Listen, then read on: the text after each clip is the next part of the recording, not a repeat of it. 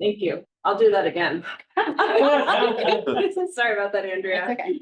I will call this meeting to order of the Leavenworth City Council, October 28th at 7:06 p.m. And pledge of allegiance. Shane, will you start us off, please? I pledge allegiance to the flag of the United States of America and to the republic for which it stands, one nation, under God, indivisible, with liberty and justice for all.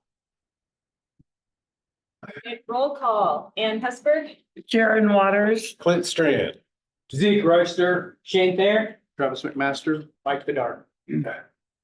all right, we have a consent agenda in front of you. I would entertain a motion to approve. Move to approve. Approving consent agenda. Sorry. Perfect with horse. All right, that was moved by Mike and very quickly seconded by Clint. All those in favor? Motion passes unanimously. Do we All not right. have to excuse the mayor? Pardon? Do we not have to excuse the mayor? We don't. Doesn't vote. He's staff. No, he's staff, because he doesn't vote unless it's a specific item. Just some quick meeting etiquette for those few in attendance. Just ask everybody to be respectful of each other and acknowledge that it's okay to disagree. Prior to making any comments, please be recognized by myself. Please address the council as a whole and not individuals, and please keep your comments focused on the topic being discussed. So we will move on to comments from public. Excuse me, comments from the public on items not on the agenda. Is there anyone who would like to speak this evening? Is there anyone on? We don't. The Line. Karen here is on. No hand raised. All right, seeing none, we will move on to our public safety reports. First, I would like to welcome Corporal Randy Lake of the Chelan County Sheriff's Office. Evening.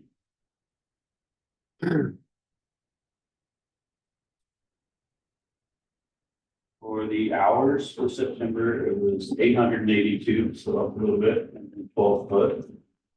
Obviously, October that'll go up with Oktoberfest and everything. We got through Oktoberfest pretty well unscathed. There was pretty much one incident each weekend. One of them was a husband and wife from out of town, and it ended up being a felony assault. That was the first weekend. And then similar type stuff on the second, third weekend. Overall, it was pretty quiet. Sergeant that worked.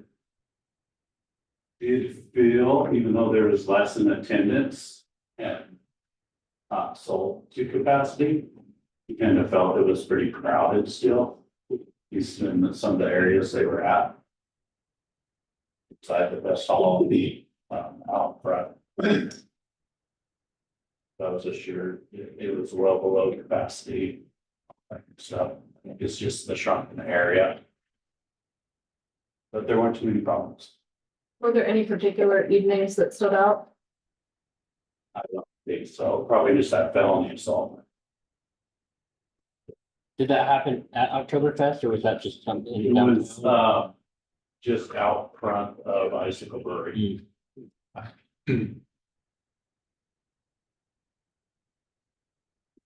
Wasn't too good. She wasn't hurt badly, but grabbed by the neck. It was what brought it up to the assault second. So, gearing up for obviously Festival of Lights. It'll be a long season. No longer than the other one. Actually, we are staffing one more weekend. Yeah. Not quite as many. I'm really nervous about New Year's falling on Thursday.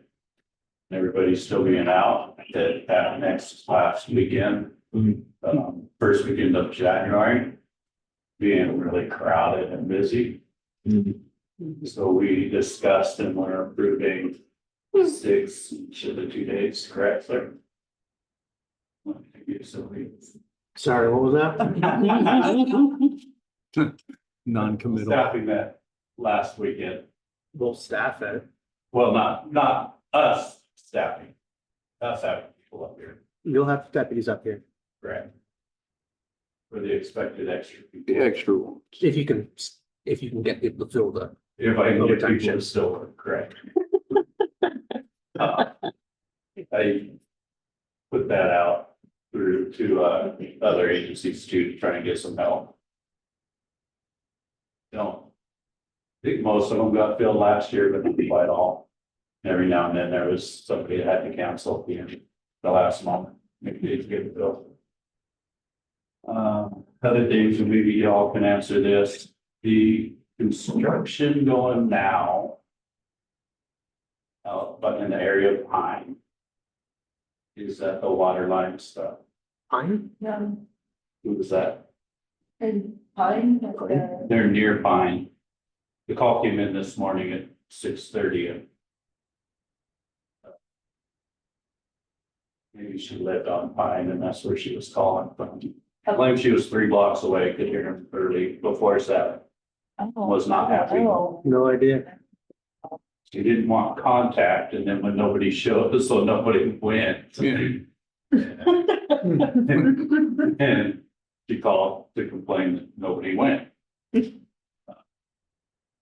Is it the big one that's going on?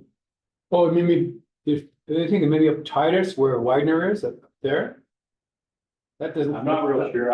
I had covered in Wenatchee this morning, so I didn't make it out here till now. But I was assuming the big construction project. yeah, that's the. They're out on icicle now, but they come in to pick stuff up and do stuff. Shouldn't be anything happening on Pine. Anecdotally, there was when I dropped the kids off for school this morning, there was a cement mixer and general blockage on Pine around 8 o'clock in the morning. Oh, there was. Yeah, Like. So that may have been much. I didn't get too close. I cut down on a side street, so I avoided all of that. But yeah, it was near the intersection of Pine and Ski Hill around 8 this morning. It was a concrete truck. Believe so, yeah. Property. So when you filled the calls about that, What's that?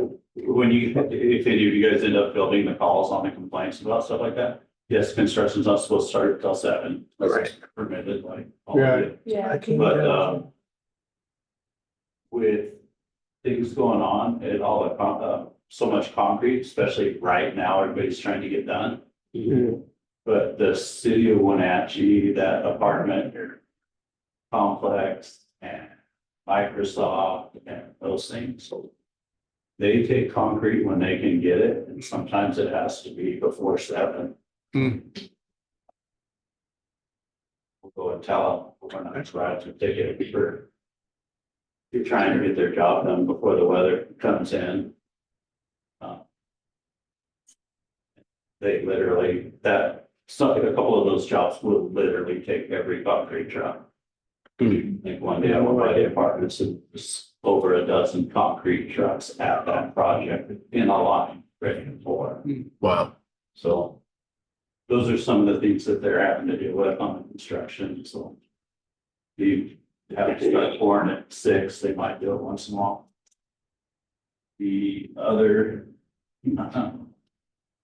We're working with out here. This one's gonna be a long year. 8 months. 8 months and how many days? Months he's counting down. Brandon's retirement beer. Oh, no, he. Pardon me. He's got short timers. Figured out already. Blowing the convertible. His last day, he's gonna have a ponytail.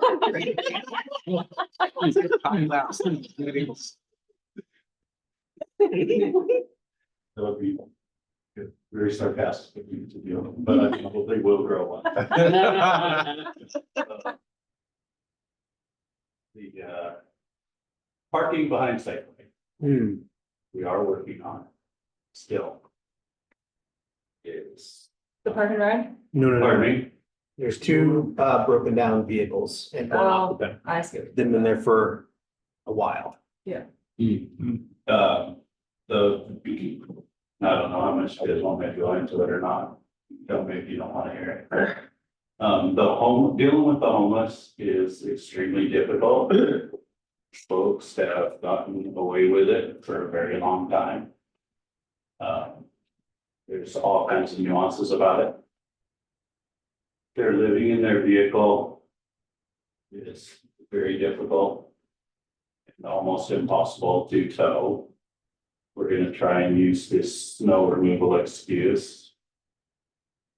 But it's really difficult to tow what they're living. The other broken down one that he's just using as storage will be mine.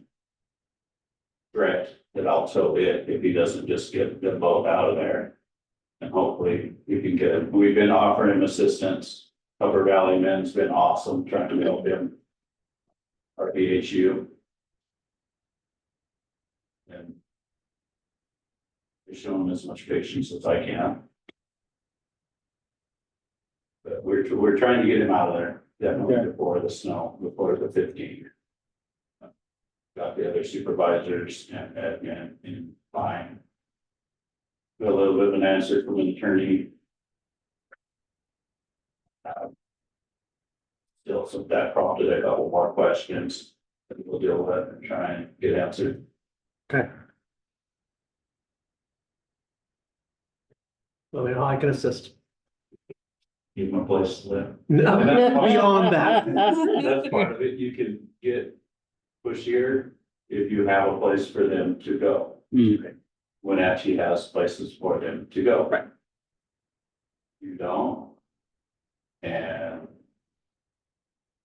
you probably don't want to if you don't have to. Because it'll just attract more, to be honest.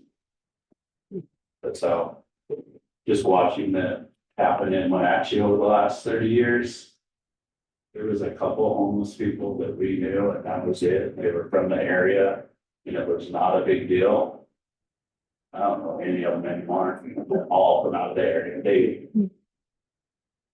Other cities, bigger cities towards Idaho. We're literally giving them bus tickets. They got out. That's the practice has stopped though, right? I remember even last year they'd done that. Pardon me.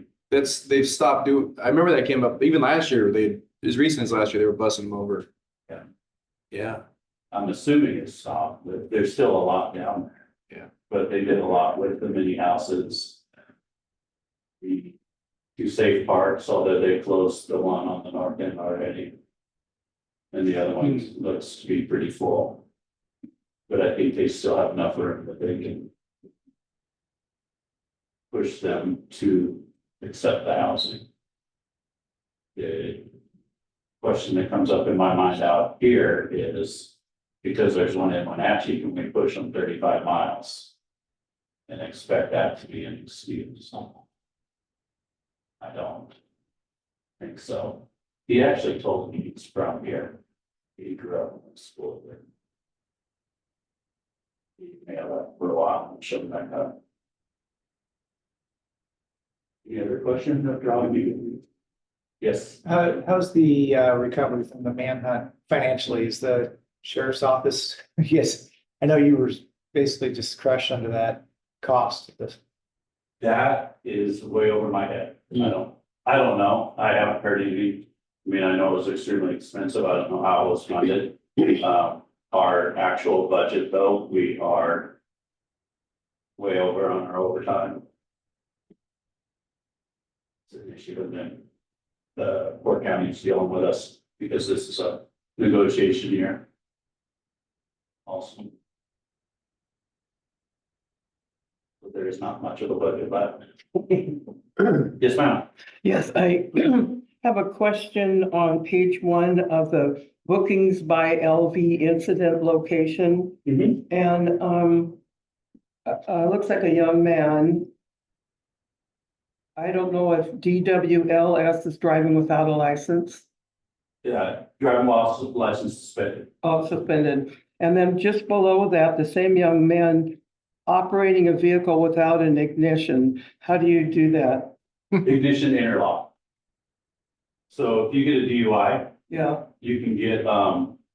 a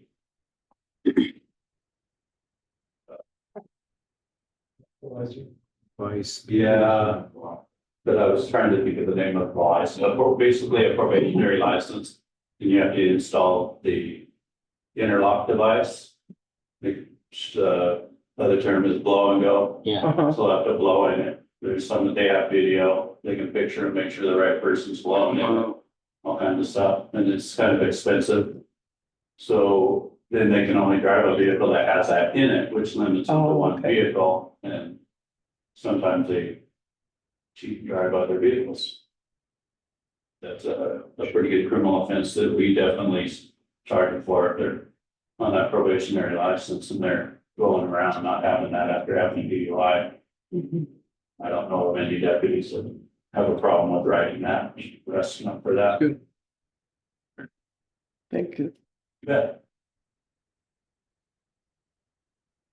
Thanks, Randy. Thanks, Randy. Yeah. Thank you. Have a good evening. You too. Welcome, Deputy Chief Mike Smith. And keep in mind, I typed stuff on the 15th, so some of it is a little bit dated. The first part being, 2 weeks ago, we saw the first bit of rain and snow that pretty much put Lower Sugarloaf and Labor Mountain to bed. Again, we've gotten more even since I sent this out. There's been no growth on them, and I don't think we're gonna hear from them again, hopefully ever. But I think for this season, they've laid down, they're done. So don't have to worry about those anymore. I don't know what they ended up with for containment on Labor Mountain. They probably stopped somewhat, some of the areas. The Lower Sugarloaf ended up 100% contained. And we know now that that's not gonna be an issue. Our fuels crew was out doing the fall chipping program. They're done now, and so they're back on the community wildfire defense grant work. They're up Mary Canyon now.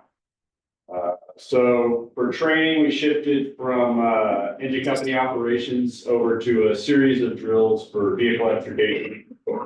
Started with basic vehicle electrification, where they just learned how to cut them up. The newer folks learned how to do some basic extrication techniques, and then we did follow that up with like a multi-company sort of a simulated event.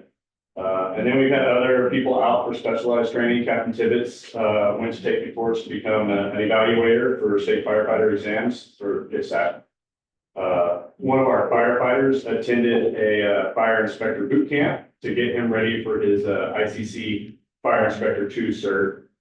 So whoever goes out, as part of our insurance rating and how we do business inspections, is that someone on the crew that goes out and does that needs to have a certification of some kind. We use ICC, International Code Council. And so that means a certified person. That way, the Washington Survey and Ratings Bureau gives us credit for those inspections, and we get a higher rating. And, theoretically, commercial insurance is lower if we do all these things right. So we continue to have folks working on that. We responded to 599 calls so far on the 15th. That was down about 40 calls. We're still kind of running about 40 less than last year. And again, some of this stuff is like deja vu for me. Again, I wrote this a couple weeks ago, but I didn't know we talked about this. And then I went and looked, and the last meeting was on the 23rd, so I guess we didn't. On the 25th of September, we ended up responding, two brush trucks and myself, we ended up going to Nahom Canyon. They did a 2 county-wide all fire district all call, like everybody send. Basically, every fire district in Chelan, Douglas County were asked to send any resources that they could spare.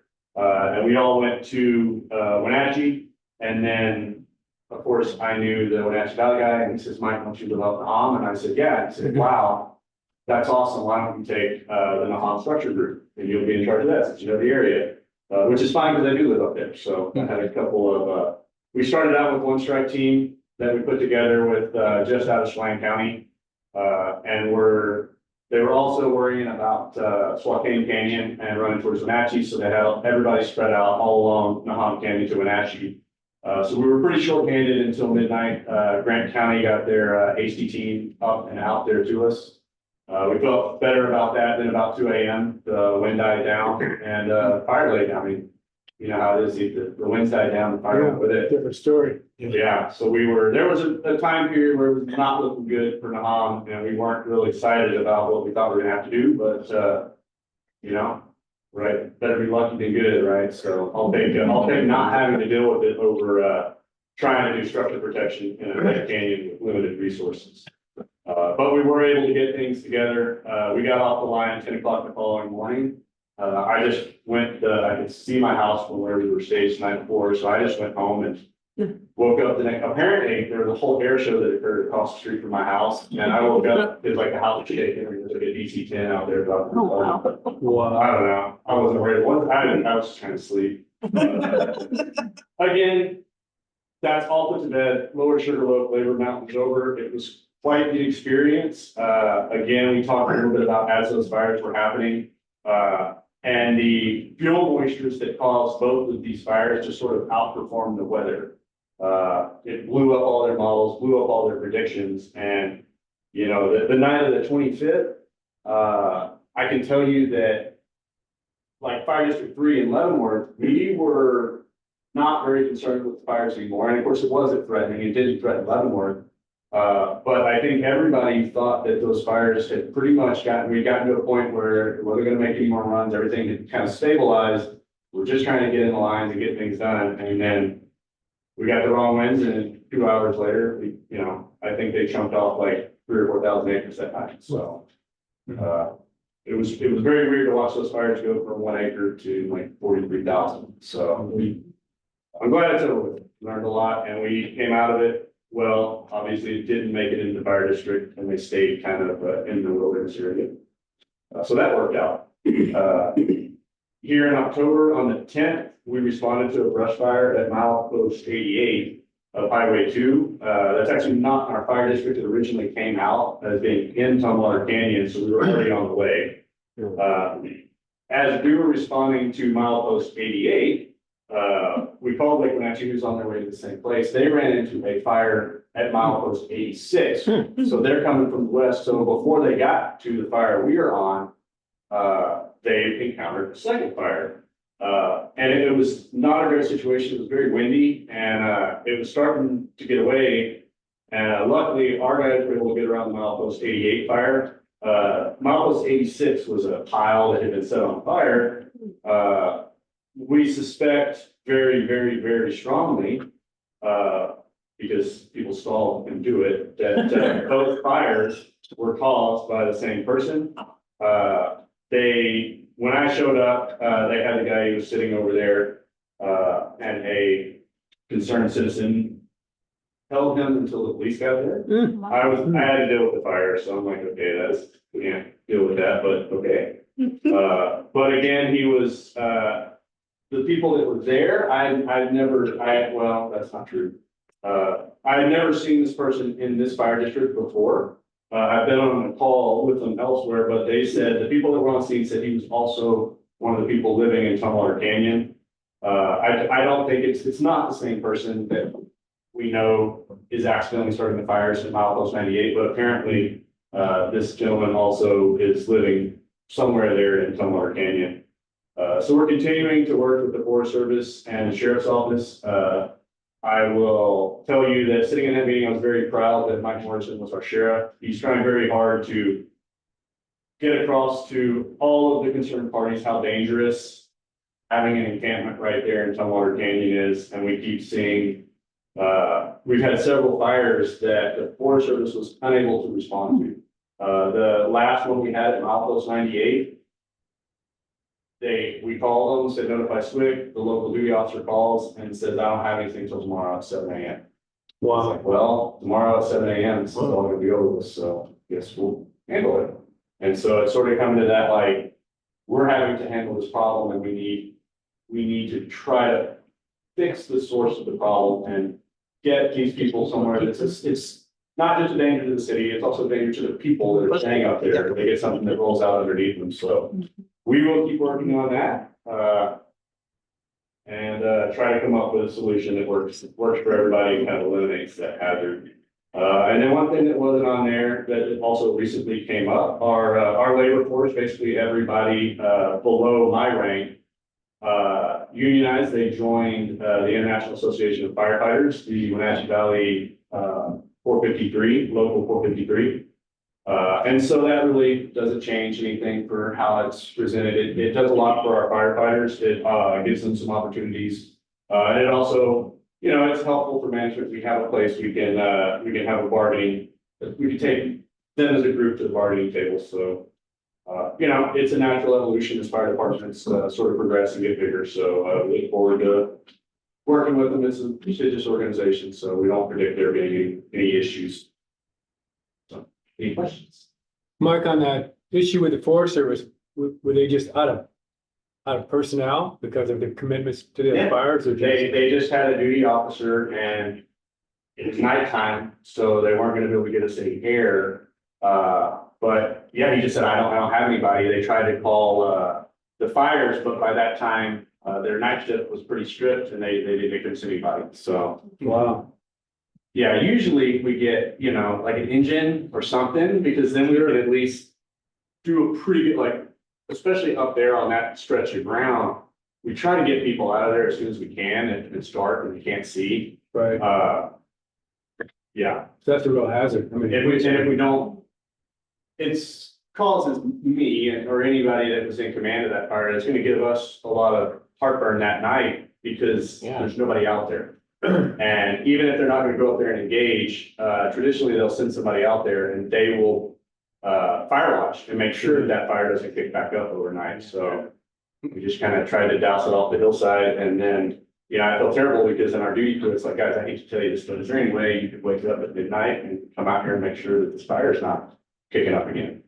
You know, somebody's, you know, we can't all kind of see the drill. And you know, it's easy to point fingers, but it's not the Wenatchee River Ranger District. They have their, what's allowed to be staffed at any given point in time, and there's rotation, you know how it is, they have their off day rotations.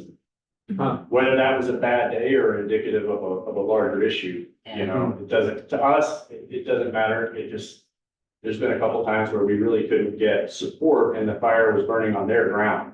Right. Their responsibility. I mean, that's kind of what it comes to, so. Yeah, and we have a forest land firefighting agreement, so it's not like we have an issue going out and doing that, but it also, you know, when it comes time, we're like, hey, can you close this because we're getting all these fires? We would like, listen, so. Yeah. Some sort of response. Right, and we are, and it's gotten, you know, it's gotten, it's all the way down to, I think, it made it to Portland and now it might have made it to somebody in DC, so we'll see. What action, I do understand that they have, you know, when they make a decision on a forest closure, or an area closure, I guess it has to go all the way through everything. So I think if, you know, there was a time when the local ranger could have just said, do it. And now we've inserted what is apparently a lot of bureaucracy in between. Wasn't it public safety too? I mean, like Mike Morrison was talking, like he was gonna shut down, you know, the icicle because of Travis Decker, like. Yeah, and I mean, that got brought up again, Sheriff Morrison is very, very active in the conversation and has already said that if the Forest Service can, you make the closure and the Chelan County Sheriff's Office will enforce it. You know, they said, we'll get fellow orders, we'll get the legal side of it worked out. We have resources, they have beds lined up, they have behavioral, all the stuff, the rankings on behavioral health. There's a homelessness task force in Chelan, Douglas County, that he also already has in the loop on all this. And we are talking about now it may be two, but really we're talking about one person. So it's been a ton of man hours putting in. Yeah. Trying to get, we're just trying to get the fires to stop, and that's the only solution that I see. You have to eliminate the ignition source. Yeah.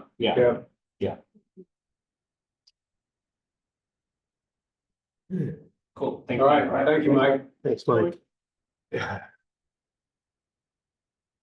All right, the next item on our agenda is our public hearing for ad valorem tax and biannual budget review modification.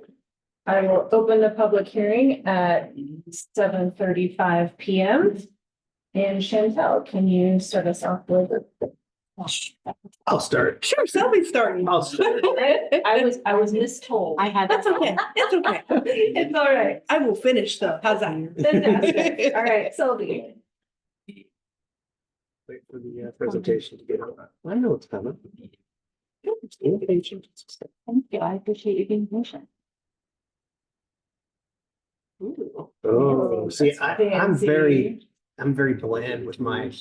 I actually put this entire thing on auto, so we don't know what we're getting. Oh, auto animation. Auto animation. Here we go. Yeah. Because this one I did not rehearse. You got AI I created? was gonna say, Sylvia. No, maybe a I created. bottle of surprises. All right, so we're gonna give this, basically a little update as we go into the ad valorem, property tax ask. Just a little update on, what each department's has accomplished over the last year and what we have moving up for 26. This is your mission, vision, values. You already know about those. So administration, I categorize this into different categories where it seemed to make sense. And from a communication standpoint, the weekly Sunday emails continues to be the best vehicle we have for communication with our community. In 2025 to date, Kara has sent out 55,431 emails, and we have a 60% open rate, which for anybody who knows constant contact, knows Yeah. marketing, that's pretty high. Yeah. Okay. And a 9% click-through rate, which means that people are reading it, but they're also 9% of the people who open the email are also clicking through to look at a council agenda, for instance. She collaborated on a countywide Skip the Sparks campaign to help reduce forest fire. We implemented a new online process for the Leavenworth Fund, which is Zoom grants and rec desk for the pool. We hosted a multi-agency wildfire preparedness workshop in this room in April, and we rolled out Everbridge, a reverse 911 tool for emergency alerts. I got an email and a text message today telling me about the water shutdown for the Icicle project, and I'm pretty certain that was because of Everbridge. Continue to do a lot with community engagement. We organized and hosted the largest block party to date. Thank you, Courtney. With an estimated 900 attendees and over 40 partner agencies. We continue to hold our quarterly community engagement nights at the Fest Hall. We have the next one coming up on November 18th. We coordinated our shuttle for river users and coordinated with the county and other stakeholders on new signage and communications and revived the river recreation stakeholder group. We formalized the HR function by converting Kara from just communications into comms and HR. We ratified 2 collective bargaining agreements with the Teamsters. We revised job descriptions with union approval. We're almost done with those. And we onboarded 10 FTEs into new positions. These aren't all new hires. Some of these are people who stayed within the organization and moved into new roles. Parking. We hired 2 new parking enforcement officers. We moved the parking department into the renovated car wash building and opened up a service window. And thanks to Facilities and Parks for their help in making that new office ready for our parking staff. We initiated a parking garage feasibility study, created a framework for locals and employee parking programs. So you guys will hear more about that probably in December or January. We do intend to roll those programs out in 2026. Managed parking at the river put in and takeout parking areas. Pursued a new parking lot at the Wenatchee River put in. Unfortunately, you guys all know we had to back off of that project and supported the Parking Advisory Committee. Professional development, we continue to do a professional development day. This one happened at Mountain Spring Lodge, sorry. I don't know why I said Beaver. Mountain Spring Lodge in Plain. The next one actually is going to be in May at the golf course and Enchantment Park. We continue training with Nash Consulting through their Managing with Mind and Park program. Our esteemed city clerk obtained her certified municipal clerk designation. Congratulations, Andrea. And we conducted goal setting with the council in an August retreat, and that's what this little yellow star represents. So moving into 2026, our projects and goals. I did not foresee this from your retreat, but you guys want a new website, and Kara is super psyched about that. But it's going to be a lot of work. So in 2026, we will embark on that with phase 1. We will launch NeoGov, which is an online HR recruitment platform. We recently met with the state auditor's office and learned more about their lien process improvement that they offer. So we're going to be working with a lien consultant to come in and review all of our processes over a 2-year period of time. We're going to host an inaugural Civics Academy in February, March, and April, and Courtney is spearheading that. We will complete phase one of the parking garage feasibility and then move on to phase two. Remember, phase one is site selection. It's really looking like the preferred site is going to be at Blewett and Asgard. And then move on to phase two, which is design. And we will install wayfinding signage for parking at the entrances, city limits, and within the lots. We talked about this a year ago. We held off on approving the funds at that point in time. We now have a better idea of cost and location, and we've coordinated with DOT. So we'll be bringing that to you either late this year, or we only have 3 more meetings, most likely early 2026, because we can't install until the spring at this point anyway. Let's see. Oh, yeah, we're gonna work with Mike Smith and his team to create and implement a fuels reduction program. We're gonna continue efforts to become a bear-wise community. We're gonna implement this locals and employee parking program. We're gonna conduct asbestos abatement at the property in preparation for a future project. We're gonna begin planning for a pool replacement, and we're gonna continue with our community engagement nights and our block party. I'll keep it pretty brief because there's a lot of slides, and also we'll be coming back to you in January with our public works annual report. It will go through all of our accomplishments and also our goals for 26, but setting out for administration. We finalized the 2025 public works strategic plan, established the engineering division, which created 2 new positions. One is the city engineer, which replaced the previous CIP manager position. And then we also have a staff engineer, which we're currently advertising for as a full-time permanent position. We also created a contracts and grants coordinator position. We submitted multiple grants, closed out lots of projects, launched new safety training, and digitized our parks use requests. Procedures. Some of the goals for administration in 26 are to revise and revitalize different programs across the city, the cross connection control program, the fog program, and then how we evaluate water and sewer service installations. Provide additional technology training to staff, finalize and implement a revised ER&R schedule, and continue enhancing workplace culture with, as Selby said, the Nash managing fine art principles. For the water division, we completed this Eagle Reservoir cleaning and inspection project, advanced the cross connection control program, and refined backflow testing procedures. We continue to enhance system reliability efforts. We managed control system improvements both at the water treatment plant and the well field. And we took on water quality. Sorry. That was me. Sorry. We took on water quality testing for utility exceptions that was previously held in streets and utilities. Okay. Sorry. No, you're fine.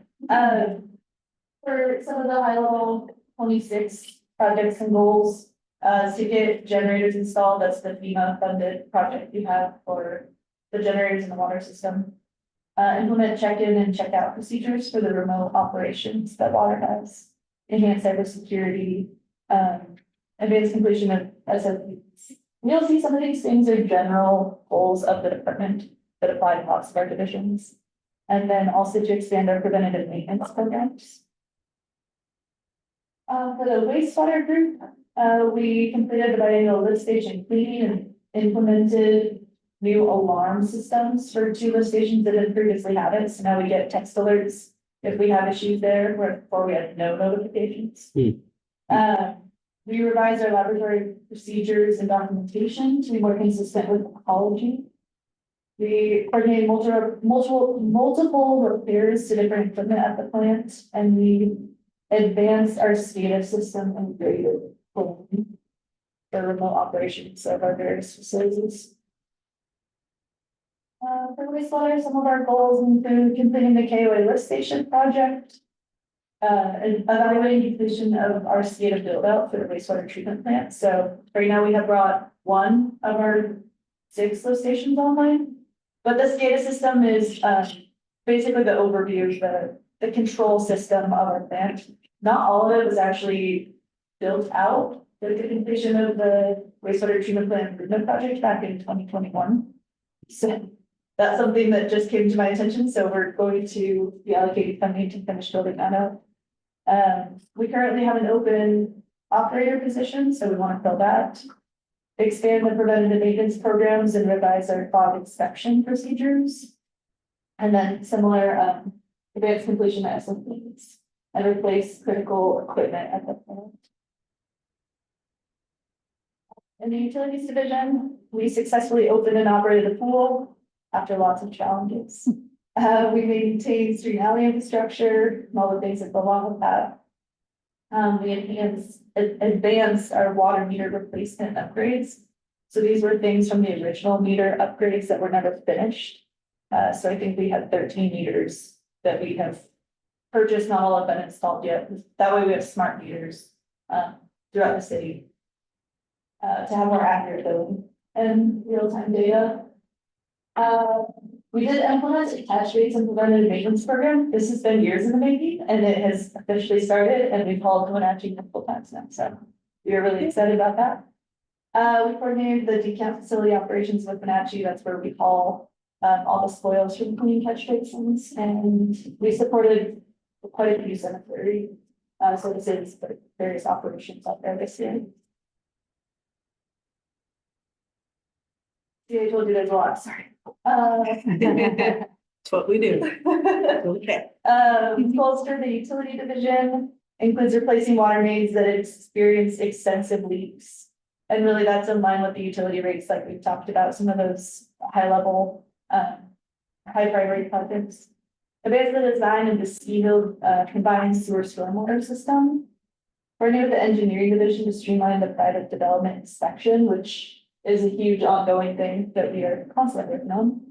Expand preventative maintenance programs, advance the completion of SOPs, and then identify and prioritize internal standards.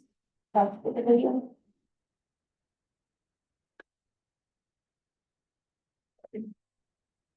Our first group, we had lots of regular maintenance across the city, but one of the things we did tackle this year was the BBark application. We did over 2 years. We completed the Front Street restroom remodel and got that open for the public. Supported multiple community events and modified some of our hours to be more accessible for things like the marathon. Collaborated on the car wash building remodel project and the city hall garbage enclosure with the facilities division. And then they led a citywide irrigation repair and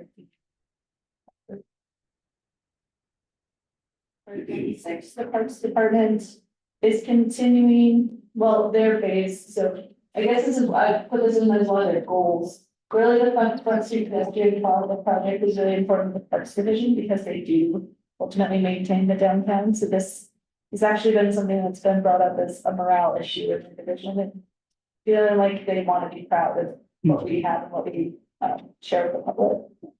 So that's why this is listed under one of the goals. They also want to complete the parks plan as part of our 2026 comprehensive plan. And then similar prioritize internal standards for material equipment and what SOPs. In the facilities division, we completed multiple projects, the city hall cubicle remodel, park and ride fence replacement, and then the installation of glass security cameras. Continued enhancing facility maintenance across all city buildings. There was multiple lighting and electrical upgrades that happened across the city.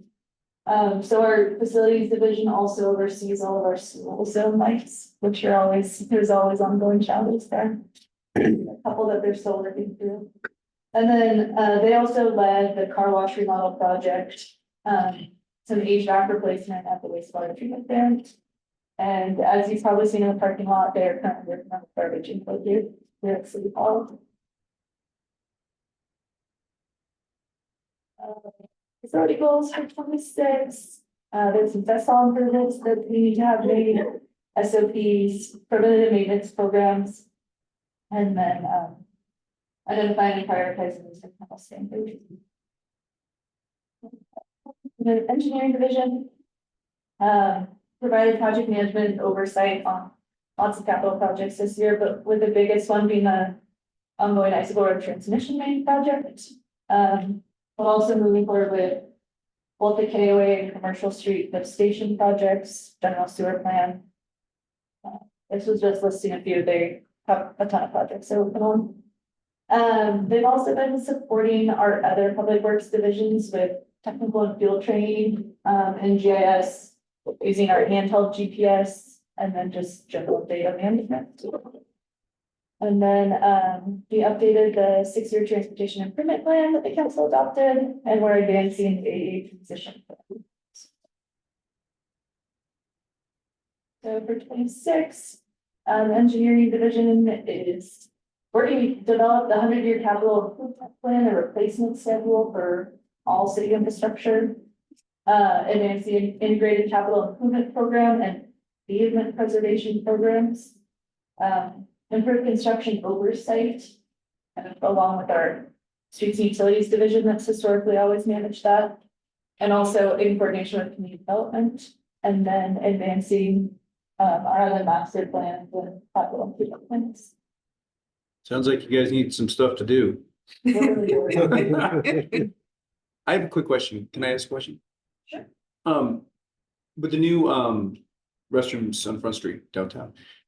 I think I'd heard a couple years ago that some of the maintenance guys had come across people and surprised sometimes. Has that alleviated that with them being locked, or some of the stalls in the back would, I think the doors were different than they are now, that. To be honest, I'm most familiar with that happening at the Milkman Park and Ride. Okay, I'm not super familiar with that being an issue at Front Street. it was never, okay, I haven't heard of that. That hasn't been brought up. but nothing's happened with the new stuff, so whether it happened or not. Nothing's recently happened. We had an incident when we were first opening the bathroom, the lock got installed backwards. We actually got someone who was locked in for like 25 minutes. Oh, really? Yeah, I- like that. They called the sheriff, they couldn't get out. Oh, It was- no. But anyway, the lock was just backwards and it was the first weekend. we were Yeah, there. But okay. aside from that, the Okay. issues. Well, that's good. I think safety is important. Yeah, That's I don't think he had his phone. It was not awesome. He was just, it was like 6 a.m. banging on the door. Yeah. Yeah. Well, that's, I guess, that aside, I guess the safety of our maintenance people being surprised, and bathrooms, could be a place where transients or different people hang out. And so I'm Absolutely. glad that, okay, And I think that's the biggest thing with having multiple stalls. They don't seem to have that issue. It's more when we have the single-use restroom that's not in a public space. just like That then isolated. some of them have timed locks, but people have learned that if you jam toilet paper and other things in there, then it doesn't lock and you get in all night. So that's. Issues. All right, I'm next. I'm talking about planning, building and code compliance. I only have a few slides, so bear with me. So some of our 2025 accomplishments, we issued occupancy to 5 of the new Autumn House apartment buildings. That brought 132 new units online for the rental market. We hired a consultant and began our initial work on the comp plan update for 2026. This included community outreach events, and we completed our housing and land use technical appendices. That'll continue through next year. We brought on 3 new employees in 2024 last year, and we maintained a full staffing level this year. That's a big accomplishment for our department. So it's the first in a long time. We brought several new large developments to completion. La Quinta Wyndham Dual Brand Hotel should be opening hopefully the end of the year, at least partially. And then the Springs came online this year as well. Just a few more. We did move to fully online permitting system. We are now doing paperless applications, starting with our building permits. So folks can just apply through our permit portal. They don't have to fill out a paper application anymore. That's been a long process. We improved outreach and education to our downtown businesses regarding their sign non-compliance, and that has reduced the number of signs on the sidewalk and street and kind of cleared up some of the clutter downtown. So that was an accomplishment for our department. And then updating some of the city codes to address our housing needs. So we adopted cottage housing in all zoning districts. We adopted the unit lot subdivision code, and we just recently adopted the code to allow 2 ADUs per lot. So a lot of big things happening with housing. And then for next year, as a team, we kind of discussed what our top few things were. This has been on the radar for a while, formalize our department mission statement objectives, and then we'll be updating our website to incorporate that. We need to amend Title 21 and associated chapter to improve our code enforcement process.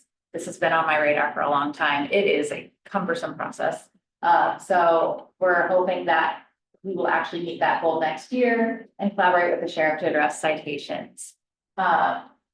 We just move forward with the rentalscape software through Decker. It's the same short-term rental permitting system that the county uses. Right now, we're just using it to address the people who are operating illegally. Our hope is to have an actual permitting system for all short-term rentals, just a very clear, easy process, but a way to basically similar to what we do with our bed and breakfasts. So an annual permit, just making sure people are following the rules. And then lastly, adopting our 2026 comprehensive plan. It's due December 2026. Our goal is June of 2026, and we're still hoping to meet that mark. And then development regs are within 6 months after that, so we'll be working on those next year as well. I'm just gonna ask you a quick question on that rentalscape. Is that already online? Not yet. We're in the process of, we just signed a contract with them like 6 weeks ago, so we're still. Who wanted to be online by the first of the year? Or- Should be, yeah. The goal was October, but we're a little behind schedule.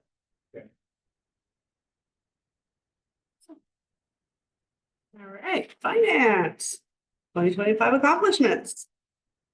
The finance department staff does cover the customer service in the front line of staff. Overall, about 500 callers per month on average. Just to note, previous to us doing the call in and push a button for your department, it used to be about 1,000 calls per month. So this was a significant help to our department. Completion of all the annual reports. That includes the city's financial report, the lodging tax report, the WashDOT non-discrimination report, and the Upper Valley Park and Recreation service areas. With completing many of these reports, we also have to upload or provide them to other federal and state agencies. We completed audits, the city's 2024 financial and federal. And then right now we're still in progress with the 2024 accountability, but I do anticipate that to wrap up in just a couple more weeks. We will be scheduling an exit interview conference that they will come and present to you the findings of everything. And finding doesn't mean a bad finding, but just their findings. I do not anticipate any findings, I hope. We will continue or have continued to maintain the city's fiscal health through long-term laddered investment strategies. The Upper Valley Park and Rec Service Area Administration and 2026 budget has been prepared by Vanessa upstairs. Special for this year, our accomplishments. We fine-tuned staff schedules, which is an ongoing monthly thing because people do move their schedules around, but we did fix new and ongoing issues in our electronic timesheet software. Completely new, we did implement the Enterprise Fleet Management Program, which we hope will return greater investment on our daily vehicle uses. And for the first time ever, the city did embark on purchasing 2 EVs, which has been a long-term goal for our city council in the past. Cost allocation plan is in the works, and you'll be getting that very soon. Right now, it's being analyzed by the division chairs here and looking at different creative ways that we can possibly look at what other cities are doing that might be a little easier for the finance department to implement and track. In addition, the accounts payable department, which is on your agenda tonight, and we will be asking to change the claims process so we can be more efficient in making payments for invoices. Additional finance department accomplishments, budget specific. So day-to-day operations for payroll, accounts payables, receivables, contracts, major projects, grants, and utility billing. managed a $44 million budget with 2 to 2.5 million on a monthly average going in and out. ClearGov, our online digital budget book, has been updated each quarter with new budget amendments that have been produced and currently in process of updating the final one, which was done in October. There is a live link on the finance department page if you want to go take a look at that. We assist and maintain a variety of citywide supported documents. The financial policy is the finance department's. The debt schedule, though, is for all departments that have ongoing debt. The equipment replacement is assisted mostly to Public Works, who has a majority of the equipment and vehicles. The transportation improvement plan, the capital improvement plan, and our small and attractive assets. Those are things like computers, laptops, and other things that auditors like to think can easily walk away. Updated the cost allocation plan to include staffing changes and capacity building. And the grant loan management currently monitoring for 16 separate allocations and projects. Our 2026 projects and goals continue to maintain our day-to-day operations and customer service. We will once again, as we do every year, complete all of the annual reports for the city's financials, lodging tax, WashDOT, and the PRSA. Next year, we will do an audit of the city's 2025 financials that may or may not include a federal. At this time, I'm not quite certain. I haven't seen enough of the expenses to know if we will have a federal next year, but I'm pretty certain we will with the wastewater. Yeah. And then the PRSA, we have not been approached to be audited on that one quite yet. Because it is a small special purpose district, that one traditionally has been either 2 or 3 years. My guess is the auditor's office has been pretty understaffed, so they haven't reached out to us. So next year, I expect them to hit us with 23 through 25. Budgets, we're in the middle of a biennium. This is our public hearing for this. This is all that we are required to do in a mid-biennium as far as a public hearing is concerned. However, next year, we will be creating the 2027 and 2028 city's biennial budget, as well as the PRSA's 2027 budget. The 3 stars are hitting on the goals that we talked about with you folks. So maintain and continue reinvestment of reserves for long-term fiscal health and stability, maintain financial planning documents that assist all of our departments, and we will implement that cost allocation plan. Special projects include researching virtual accounts payable payments. So let's go paperless with AP if we can. There's definitely a lot of nuances with that. There's been a lot of cautions. I've been looking at this for several years through different finance departments, also with the state auditors involved. There's a lot of fear that's coming with this one with AI. So not quite sure how it's going to go, but we're definitely going to check it out. Expanding payroll with our online timesheets and accounting for cost allocation calculations. So currently our electronic timesheets just track hours. They don't actually track what you do in those hours. And so we're going to try implementing, and Public Works is the bulk of our staff. So it's going to be a different approach where people actually tell us what they're doing every single day, which would change entirely how cost allocation is looked at and implemented. It would be in real time, which is super exciting. Assist Public Works with entering their capital improvement projects into ClearGov. So Andy mentioned the 100-year plan.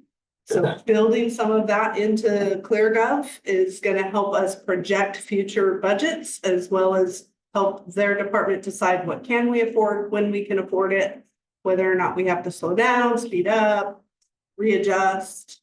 So hopefully we can get a good start on that next year.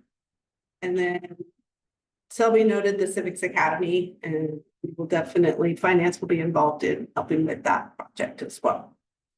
So that concludes the biennial portion of this public hearing, but we have a second portion. The expanded payroll online timesheets accounting for cost allocation calculations. It's not a new concept, right? But you're looking at it now. Is there something that's preempted this? And is this gonna boost morale? And are your findings and where you're gonna drill down on this worth drilling down for different tasks during those hours or whatever? Your findings and what you're gonna do with that information, is it worth doing this?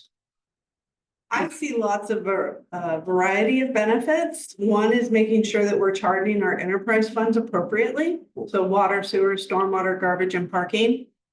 Yeah, Andy? I'm the driver, truthfully. And I think it's really accurate that we have, or can't speak. I think it's really important that we have accurate data that actually shows what our allocations are. So right now we make assumptions on what the distribution between those enterprise funds are. I think it's important that if we are spending way more time on water leaks, that the budget actually reflects that. And then the rates reflect that as well. So really I'm the driver behind wanting to have accurate data for you to then make decisions, but also for it to show up in our budget. So I'm just so I'm clear then, I think I've got a misunderstanding of what that is. So expanded payroll online timesheets accounting for cost allocation. So you're just saying one person, if they're changing tasks within that day or that hour, they need to communicate that in some way so those hours can be allocated towards that particular fund. Exactly, like streets and utilities is one of the best examples because they touch parking, they touch the streets fund, water, sewer, stormwater, cemetery, garbage and pool. And so right now we have assumed allocations across all of those funds, but it would be more, it's not like, I'm not expecting it to track down to the minute, but more holistically, where did your 8 hours go today? Which one of these funds should it be categorized into? And So how days do it's you, 2 or 3. how do you see that affecting your decision making?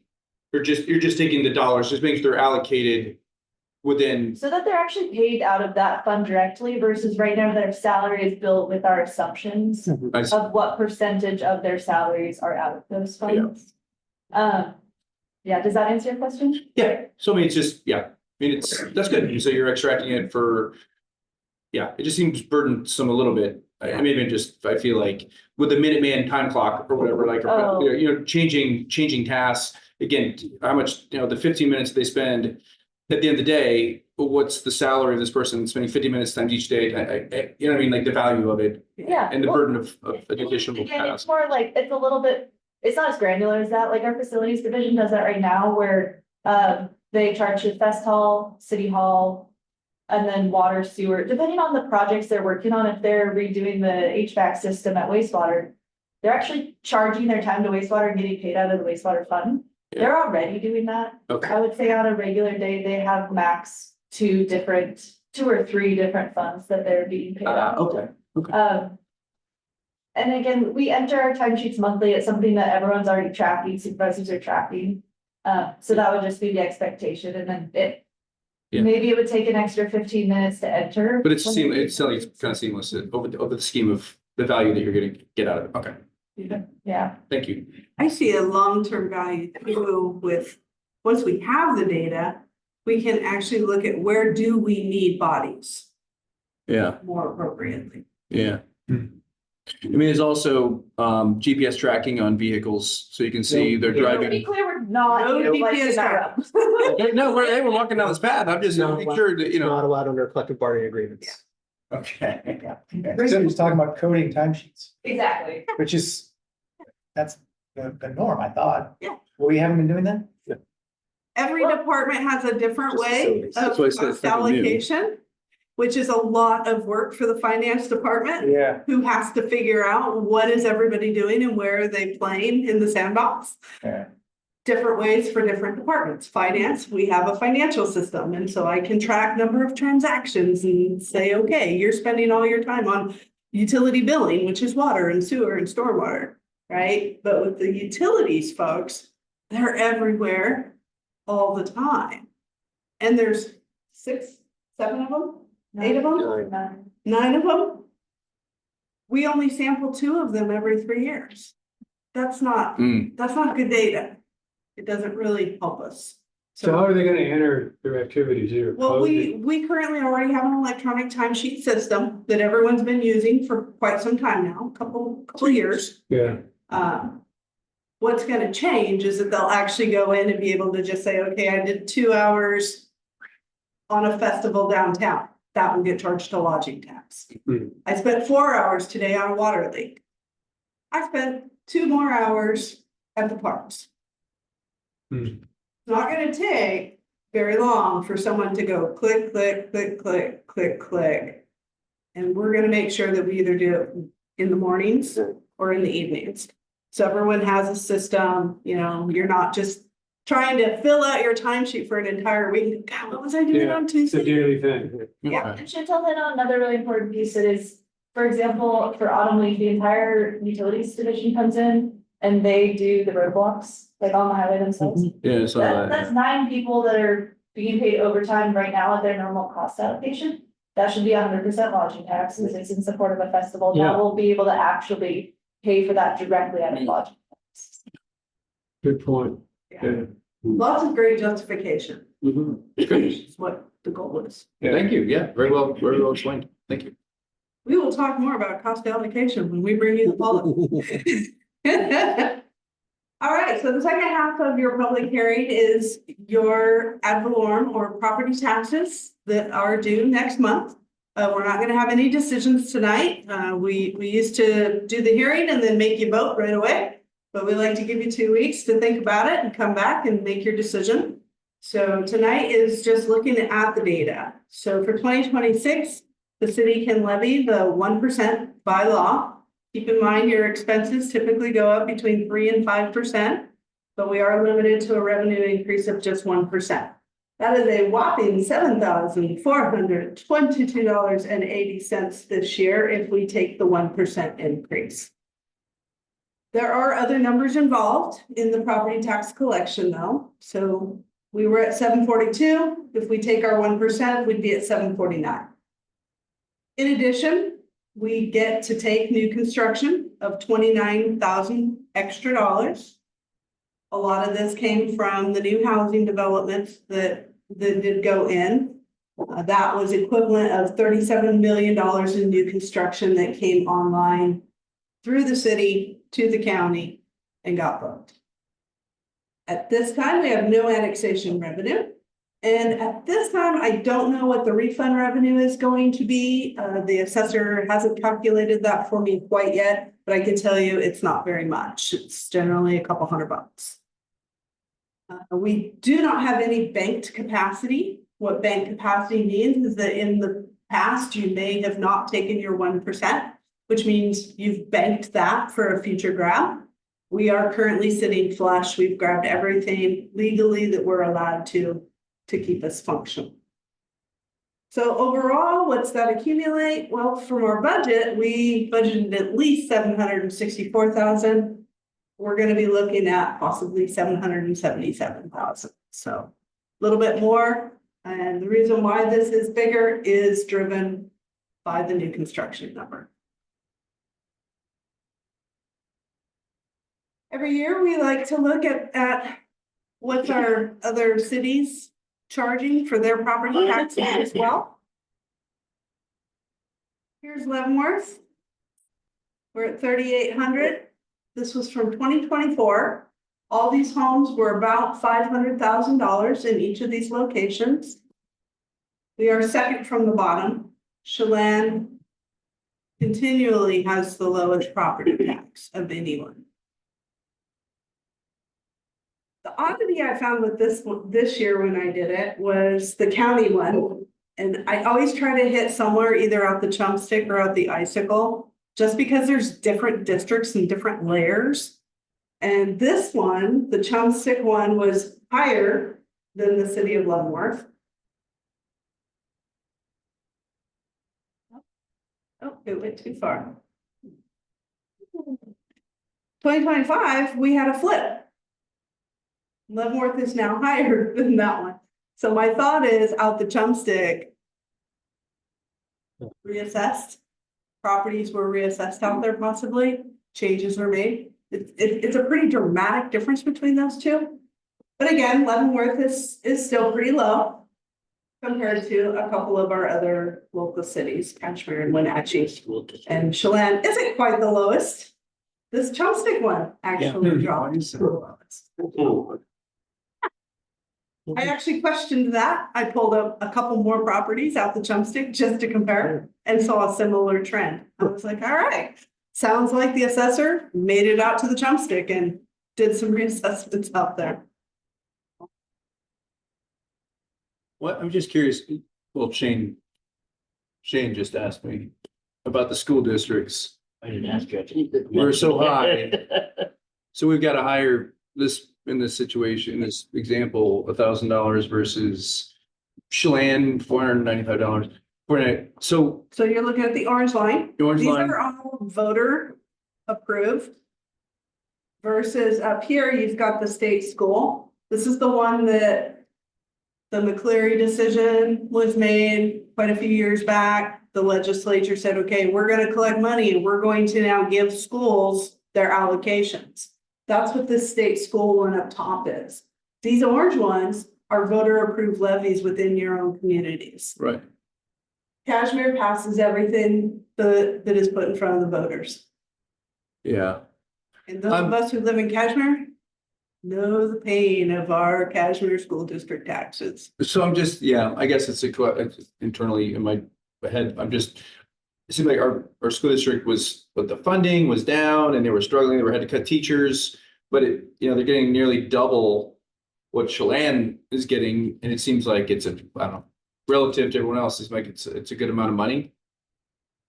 I don't know, it just jumped out that our school district has struggled, but then they're getting a good amount of money. Our school boundary is very large. Yeah. Yeah, I think there's a lot of factors involved with the school districts. So does our school district go up to Plain? We're at the top of Stevens Path. And so what is this chump stick? I'm just curious, Why the chump? why the chump stick is $8.99 versus our Question For $1,082. the assessor. I don't know. All right. Yeah, Maybe that's the, so is that Winton School? Is that what that's all about? Who knows? Okay. Gotcha. Okay, whatever. I'm just getting the weeds. I'm getting the weeds here. Sorry. it's okay, it's okay. The one thing I can point out for you, which is unique, Oh, I'll give you the county. is assessor. Kashmir. Notice so the pink here is your actual city taxes. Leavenworth is not very large.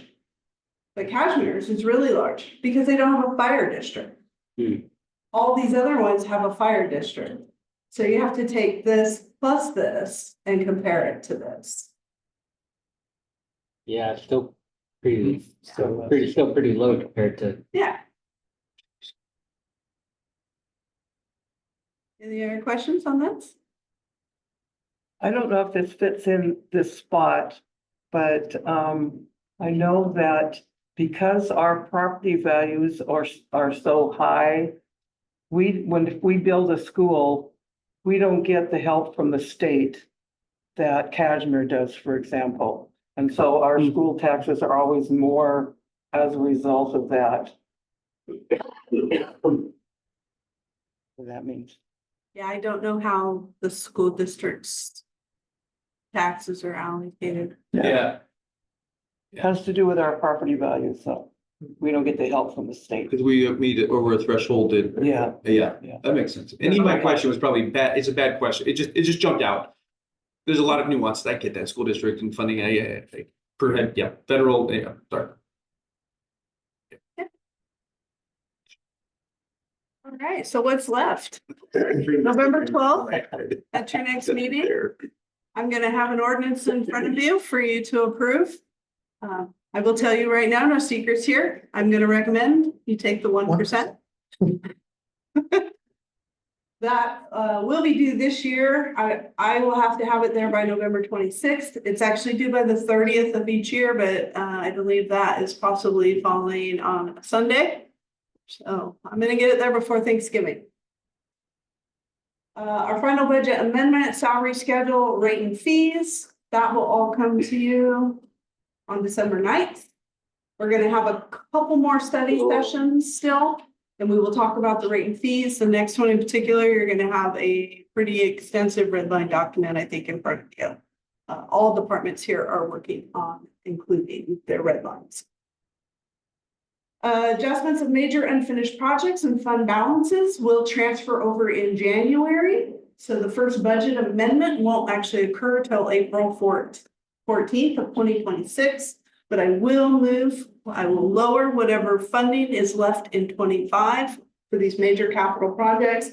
And I will add that as an increase to 26. So it's a net zero change, but I'm just moving it from one to the other. Notable concern for 2026 is insurance. Insurance has been blowing up dramatically over the last several years. This was a relief.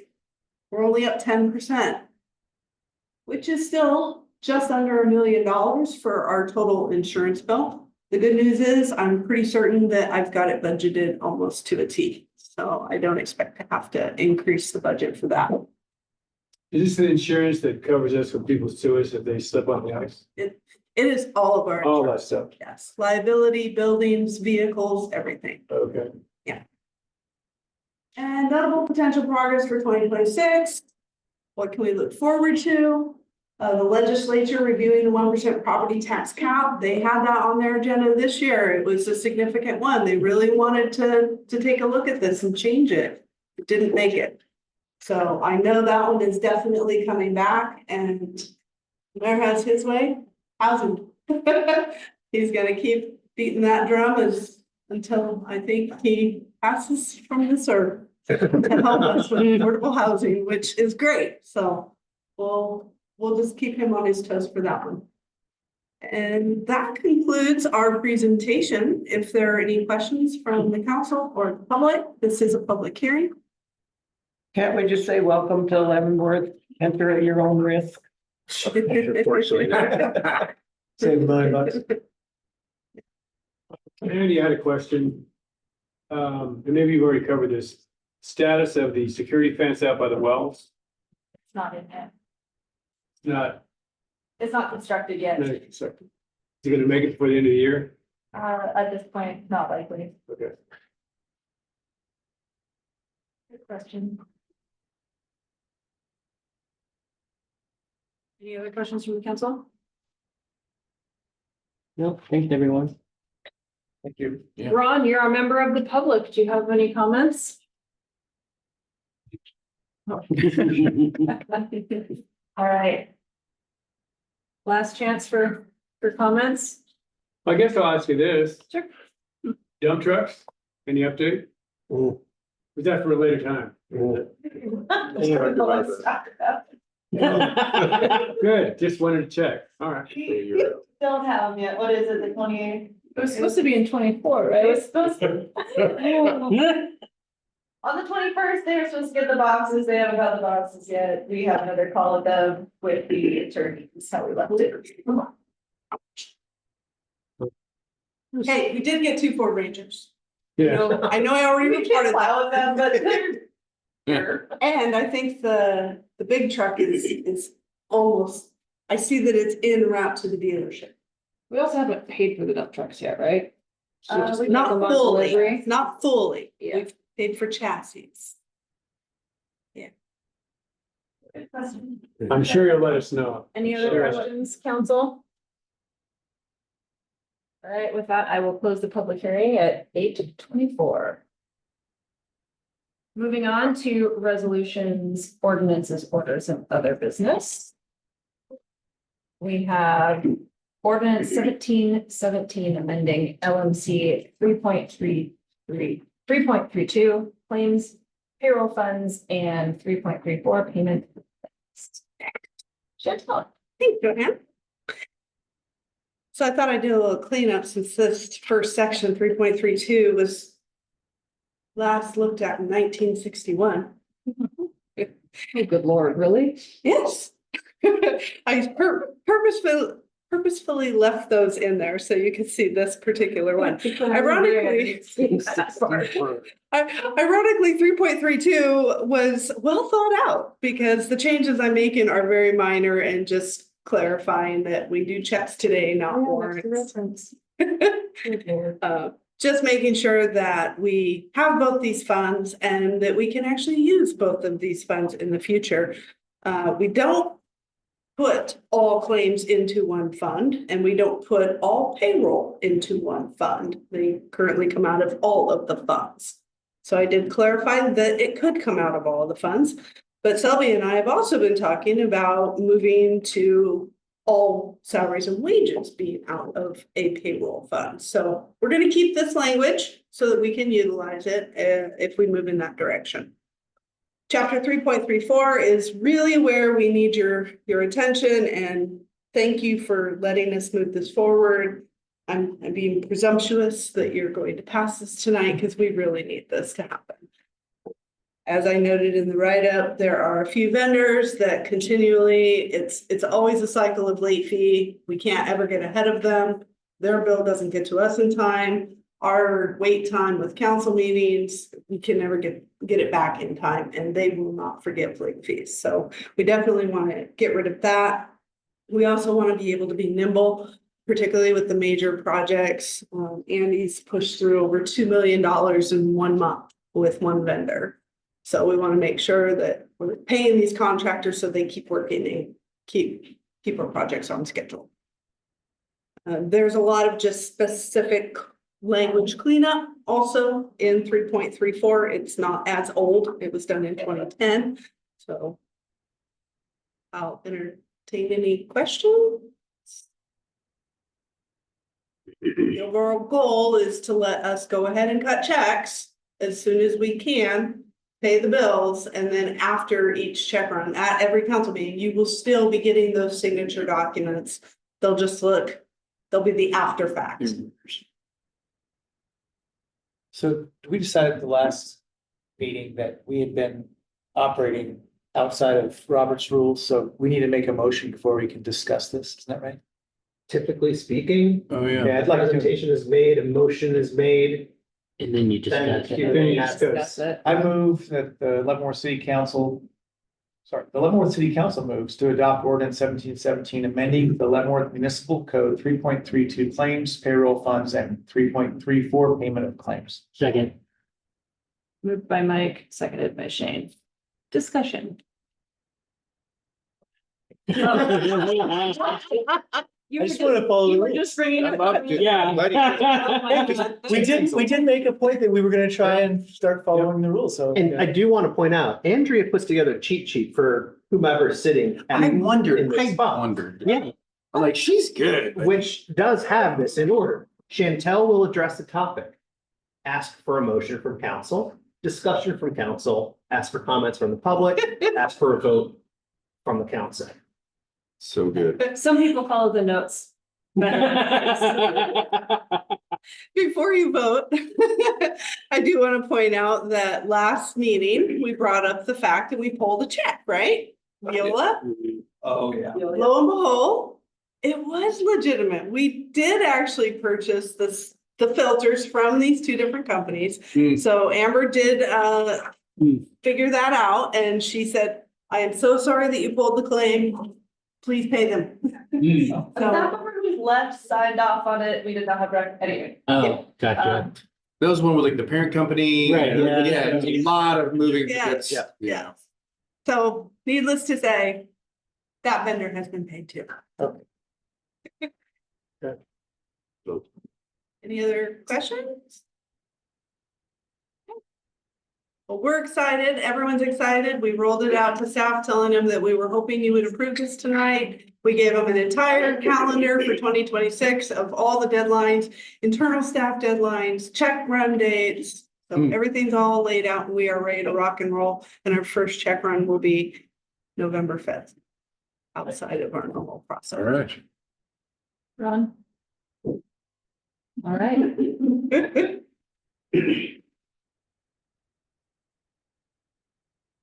Ron Duncan, 224 Cascade Street, Leavenworth. Paying bills on time is awesome, and we don't want to be a deadbeat city that doesn't pay our bills on time, but the current structure reminds the city employees that the city council is an important part of this process. And if we remove that, then the city doesn't have this every 2 weeks reminder that the council is an integral part of the decision-making process. So it's a concern that over time, that the city employees will begin to think of it more dismissively than the serious matter that it is, that the council should be integrally involved in city operations. And so that's my only concern. It seems like there should be a way to negotiate vendor contracts so that the flow time is permissible, especially if it's only a few vendors, you know, having a 45-day pay period instead of 30 or whatever. But it is a concern that we're removing this every 2 weeks reminder that the council should be integrally involved in the city. And that's all I got. Great point, Ron. Thanks, Ron. I do want to point out section D that is included in there. So the city council, if upon review, would like to disapprove a claim, you can make that happen. And we will be charged with going back and getting reimbursement for that. I do understand what Ron noted is city staff may be lax with it. I respectfully disagree with that. I believe that all of our staff is very conscious of our budgets, and we are always trying to save every penny that we can. Every director that sits here approves and signs every single invoice. And our employees below us actually don't have much purchasing authority Right. without us. Yeah. So I feel very confident that this is not going to change what has been happening or change what we think has been happening from a staff perspective. This is kind of the FIFA President Trump argument where he said, well, we may not let you hold World Cup in Seattle. And the president of FIFA said, soccer is bigger than your current presidency, and it's been here for past presidents and future presidents, right? You and your staff are amazing at this, but it's just like, you are great at this, and you're not going to take advantage, but who knows for the future? I guess we're just keeping this in here, and you make a good point, Ron. Checks and balances after the fact, it's kind of after the fact, it just kind of flies in the face of the. And it's not gonna remove the claims from your agenda. You're still gonna see every bill that we pay, That's actually required by state law. Fully understand, yeah, I get that, I'm sure, And that's imagine there also would why be. you have an audit. Yeah. Because the auditors are looking to make sure that we are following these policies. Yeah, I'm surprised, so it's, then I imagine that these contractors, if there's a few of them, deal with other city governments. And they're just building this in and making a lot of money on late fees because they know cities can't do this. So it's just, that's an unfair practice. Sure. If you can't negotiate the contract, gives us little leeway. That's because there's an understanding, it's implied that a city council would have to approve these payments. Yeah. And so if they're just gonna charge us late fees, it's just poor practice on their end, because that's just the reality of city governments, I imagine. So A lot of cities do already do this. And what is this? Like this that we're doing? This process that they are signing off after. So if you look at a lot of other city agendas, you will see that they actually have the check numbers included on their agendas, which is probably what I'll transition to, is I'll just have beginning check number and an ending check number plus the dollar amount as well, like I've always had. But then you're going to have the report that has all the details in it. But a lot of other cities actually already do it this way. Name 3. I understand. I'm just, well. Andrew, That's you fine, see take your lots of word for it. agendas, Okay, do you? I don't know city government like that. I know the county commissioners do it. Trying to think. I know, right? I'll get back to you. I'll email you and let you know. Yeah, I'm just, yeah. And I'm just. Or I can look it up right now. I can start looking at agendas. No.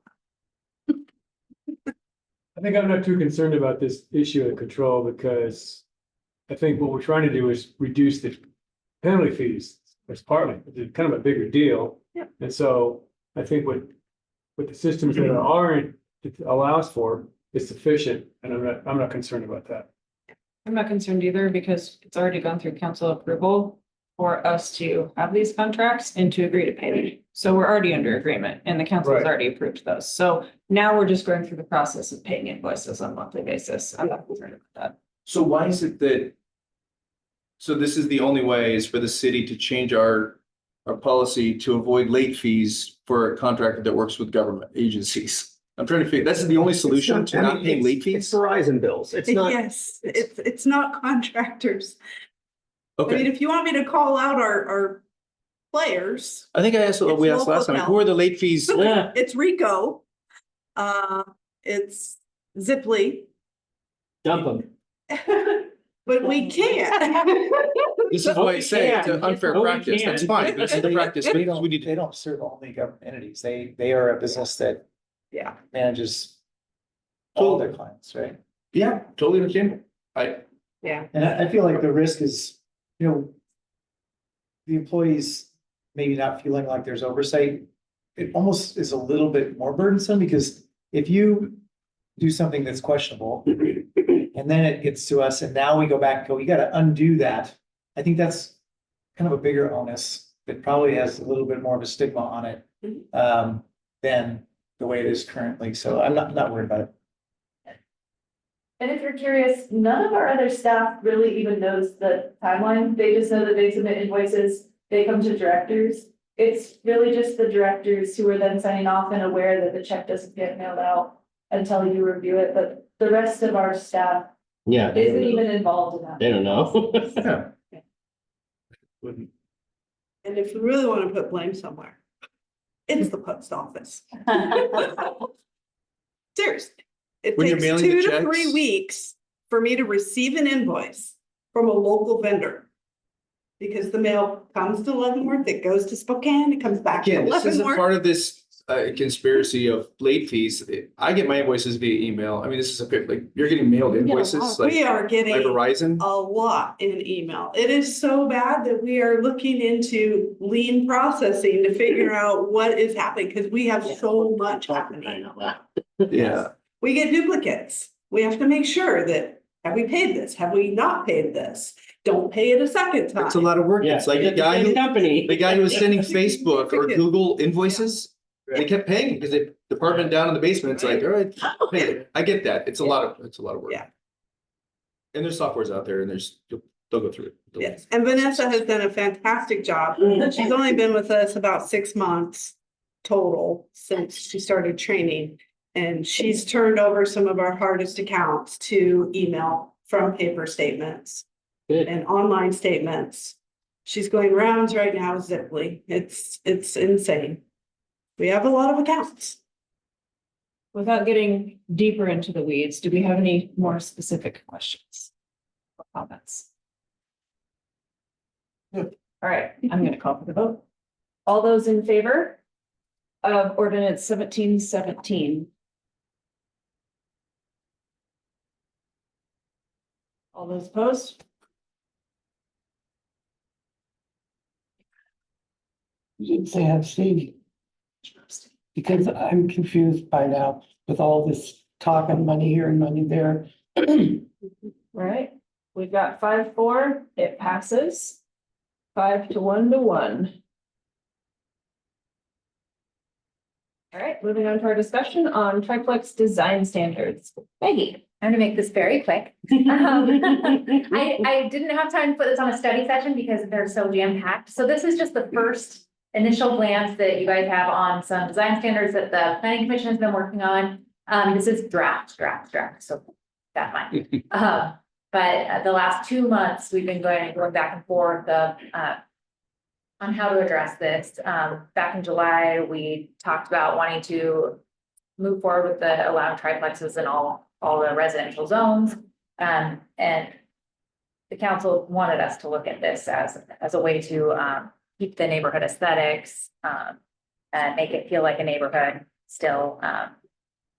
And so anyway, we've gone kind of round and round. We started by adding a purpose statement to our design standards, and what started out, the planning commission started with specific standards for each different type of unit, and now is looking at just in general residential design standards to make it simplified. This is kind of the direction a lot of other jurisdictions have gone with. That, I mean, I don't know, did everyone have a chance to kind of look at the draft that we see in your packet? So I don't want to regurgitate anything, but How deep do you want to jump into this? not super, this is like not the last time you're gonna see this. This is just an initial, put us on the right track. Like, what are we missing? That's kind of. I have some general comments. Yes. That's. Reading through it, it didn't seem like there was any differentiation between new construction and additions to Okay. some of the topics, like garages, glazing, weather protection, those sorts of things. I mean, how does that apply to existing construction? It's very clear on new construction if you're starting with an undeveloped lot.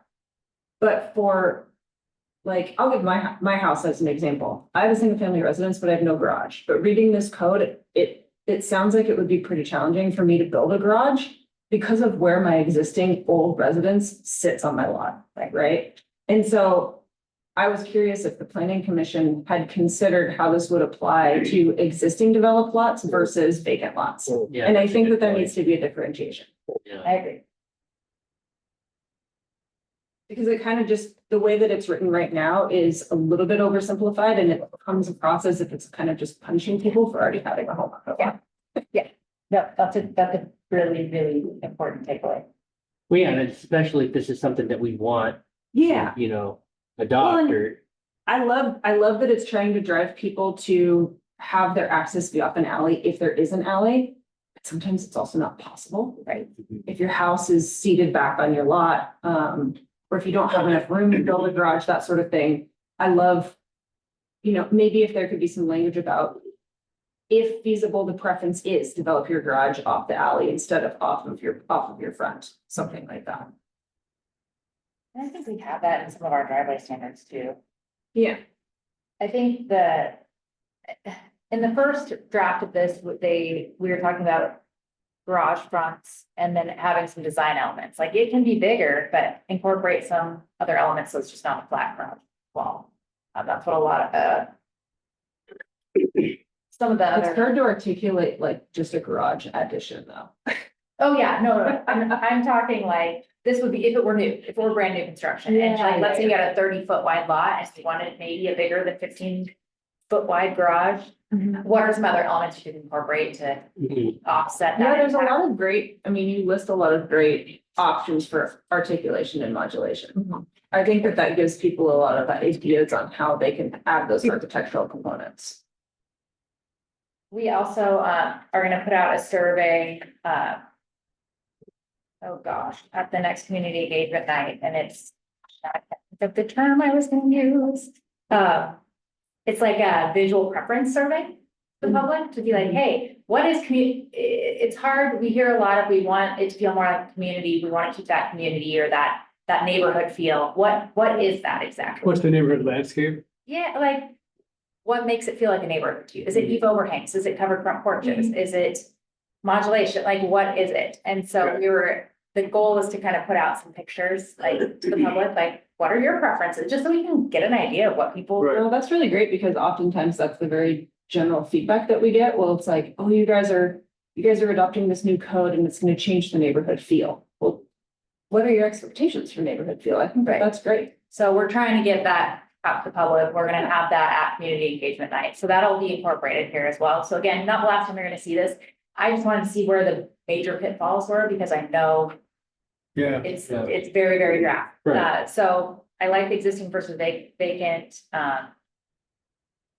Anybody else, please? What were the initial, we're talking about triplexes later, we tabled it until now. Yeah. What were the initial like pushback? Why, or do people not like the aesthetics of a triplex, or what was the Yeah. reasoning why people don't like triplexes? I think it was because they were worried about how it would look. The I think aesthetics, that's the okay. biggest thing is aesthetics, Yeah. because the number of units we already allow 3 now, we allow a house and 2 ADUs. They could be all attached, they could be detached, but it's just Yeah. the idea of what's it gonna look like in my neighborhood. Yeah. Well, and that's a And- huge shift from our historical allowed development Right. in residential districts. Yeah. We, I mean, up until the last decade, we didn't even allow ADUs. So you just had single family residences in the residential districts, and now we're allowing 3 units. And so it's this huge shift where prior, if you had 3 units, you had to have multifamily zoning, and that's not the case anymore based on a lot of the state law changes as well. So we're implementing all of these changes, and it's really shifting from what has been the norm for 100 years here in Livermore.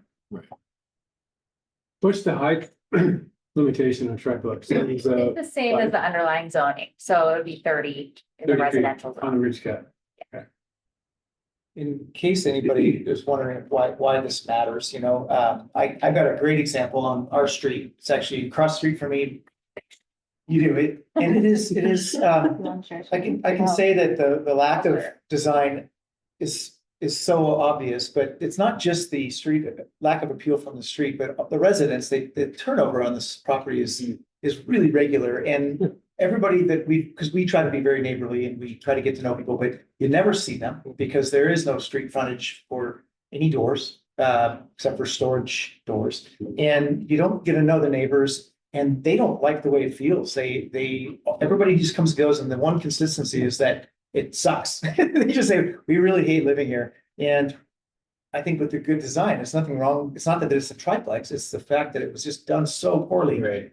And it just doesn't work for the residents or for the neighborhood. And if you're curious, come check it out. I'll show you. Is it the one that the doors face west? Yeah, and one's off the alley, but Yeah. Yeah, our street is funky, man. Yeah, you've been on our street, right? We got the one with the tarp on the roof and whatever. But across the street from me is Betty Nelson's old house. She passed away last summer. And she took her garage door off, and it's like 50% is a garage, and then the other house, so it's 50% garage. But next door, it's 75, it's 90% garage is the other one. This is the street facing like, yeah, it's funky. It's cool. So that gives me some good feedback. We want to get feedback from the public as well that will hopefully get at a community engagement night. I'll have some more visuals because I think that's more helpful than just the words, but I just at least wanted to get are there any big issues that you see? And so getting that feedback is good. I think they want to go with potentially a public hearing in December with the planning commission, and then this would come to you in January or February. So So the lot coverage on triplexes is no different than it's still, duplexes. it would be like 35% in one of the RL6 parties. So yeah, it would be very small ones. Right. Question the value of having a triplex. Okay. Well, I appreciate the feedback. Thank you. This will come before you again. Okay.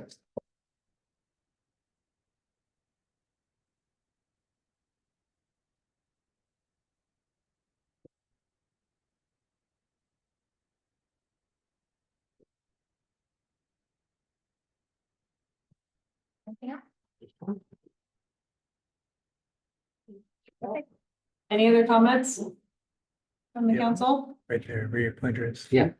Or are you talking about the? Everybody's looking at the Yeah. weird triplex. Yeah. Yeah. Yeah, you're right. All right, I should have put up. She did a lot for a lot of people. so we can expect a little more thorough Yes, review in the coming months. 100%. Yes. Got it. Okay. Moving on to council reports. I will start with mine. I have no report because I have been out of town the last couple of weeks, so we'll move on to Sharon. Oh, well, the only place I've gone is the Downtown Steering Committee today via Zoom. And so I thought I had said, I'm here, but apparently they didn't see that I was there. So I don't know what I did. It was on my cell phone.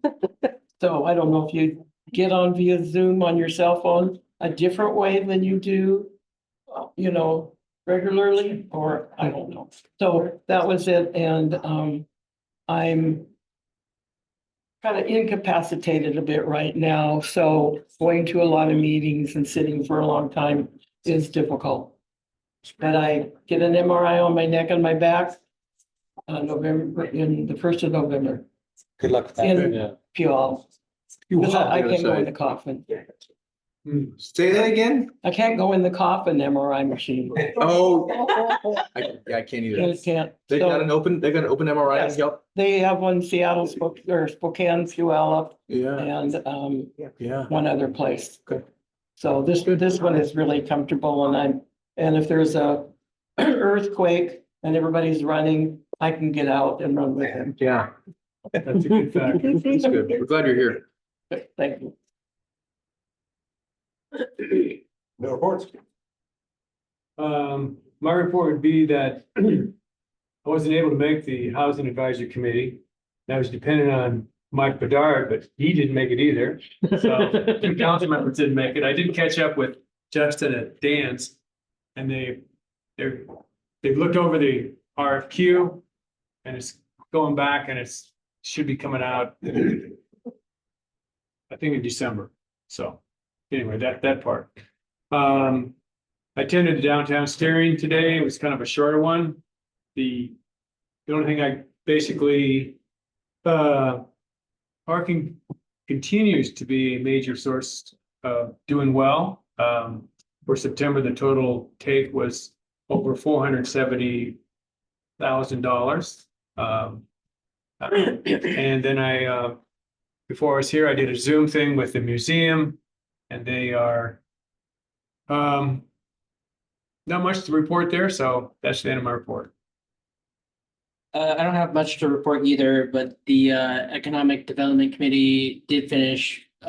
We finished scoring all the applications and we'll be meeting next Tuesday to finalize awarding those funds.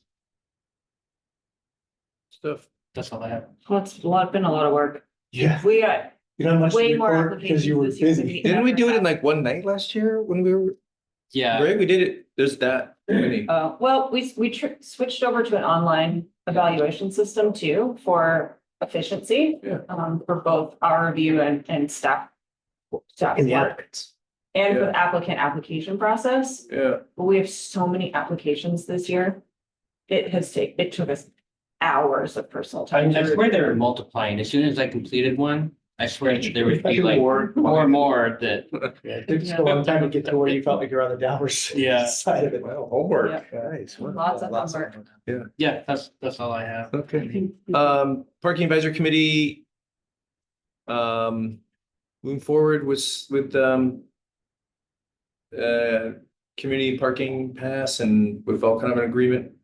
We're the path we want to do, and it's gonna be beneficial to the greater than just people in Leavenworth. Let's just say that. So we'll finalize that, I think, the next one and implement that. There's some implementation things. We talked about some employee parking and employee parking passes and some really cool stuff coming with that in the spring. I asked if they could do it in a couple weeks. Apparently it's a big ask. I'm kidding. It was, I did say that, but it's like, there's a lot of moving parts to getting it right and we want to do it right. So I'll tell you, because parking's gone from like a dirty word, and I've been on the Facebook pages recently, but like hopefully it's shifting, or it will shift, because there's some really, really cool stuff that we're doing, listening to the community and, Yeah. make it right. So that's it. I also don't have much to report because I was doing a lot of grant application evaluations. And I did miss the housing. I've been chasing my kids all over the state, as those of you know who have kids in sports and other activities around here. There's a lot of driving, but happy to report that our cross-country running teams are kicking butt, both of them advanced to districts, and our girls soccer team is continuing to plow their way towards state. So it's been fun. That's awesome. That's awesome. And I did attend the downtown steering committee this morning with Zeke, and he already reported on it. So I don't know when the best time to announce it, but I'm going to miss next meeting. I will be in El Salvador surfing. So What? Oh, too bad. As one does. Not excused. El Tronco or Las Flores? Are you going? yeah. Yeah. Sunzal. Sunzal. Yeah. You know who owns that? Didn't you just get back Adrian. from Vietnam? What's the That deal? was like a year ago. Did you guys, Anyways, so I request appreciate you guys. people that aren't, No, people that want money from Leavenworth, but they don't live in Leavenworth, or they're not a part of Leavenworth, or do you? Yeah, we just both. You, okay. That was his first surf tour in 2004. All right, is that it, Mike? We got a little side quest We're done. going on over here. All right. Sheldon. Sure. Also Leavenworth Funds, 51 applications. Unfortunately, I'm not going to be there for, the meeting that you guys are going to have next week. So you have to make all those final decisions without me, which I'm perfectly fine with. As I mentioned, during the budget presentation, we did meet with the state auditor's office to tell us about their lien process improvement program that they have, and we are going to take them up on that. And review a bunch of different processes that we do here in town. It's a free service that they offer, and they'll work with us, over the course of time to make sure that we are functioning as efficiently and as lean as possible. Village of Lights Traffic Management met for the first time last week. Looks like the group, particularly the public safety partners, wanted to expand the number of days that we are actively managing traffic. That is going to increase our costs. So I'm estimating that we're going to spend about $250,000 this year supporting the Chamber of Commerce's Village of Lights Christmas time. How much more is that from last year? Didn't bring those numbers I with think we me. did 190 last year. Yeah, it was right. So about 60K more. And that's because every additional day that that they want to add, we're talking flaggers, we're talking sheriffs. Well, we're deputies. adding another weekend, right? We're adding, they want to start Black Friday with the closing of 9th Street. Actively managing every Saturday through January 3rd, is it? Whatever that Saturday is after New Year's Day, 2nd, 3rd. Did they just say we want to do this, or was there justification from last year's experience? Yeah, it's because of where Christmas and New Year's land, it's anticipated that people will have that time off and that will continue to draw the crowds because the lights are on. Attended with Chantel, the audit entrance interview with the state auditor's office, which went well. And I am going on vacation at noon on Friday, as soon as we've taken our staff holiday, costume, as we've taken our staff costume photo. Star Wars is the theme this year. All right. Oh my God, I love that. Are you going surfing? You guys can show up if you want to do a photo op with us. But you have to dress up. Star Wars. I am unfortunately not going surfing, Jane, but I am going on vacation. I'm leaving at noon, and then I'm going to be back in time for your November 12th meeting. So I won't have an update at your November 12th meeting because I'll have been on vacation. Glad to hear that. Thanks. No report. Oh, I'll bring back more changes to chapter 3 soon. all right. Maggie, Yeah, I know. Andy? Oh, sorry, really short. Tomorrow there's a really large shutdown on Icicle Road for the water transmission main tie-in.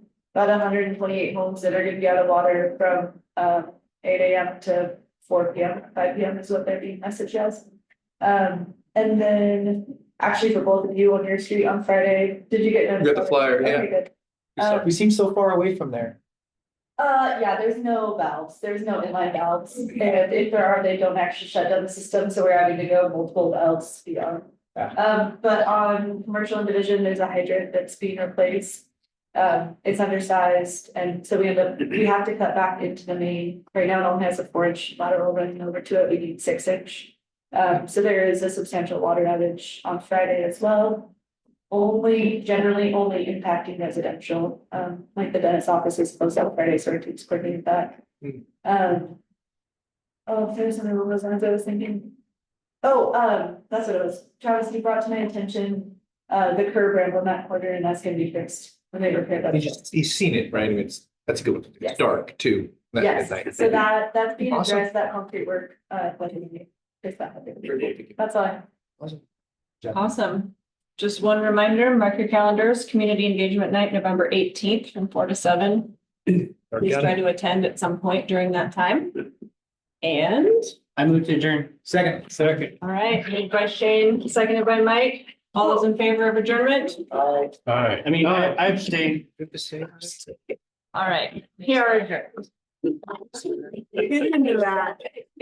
I need to. I said aye. I'm like, do we say aye? And then you Hey, guys are you dressing up for Halloween? First thing you're saying, What's the costume?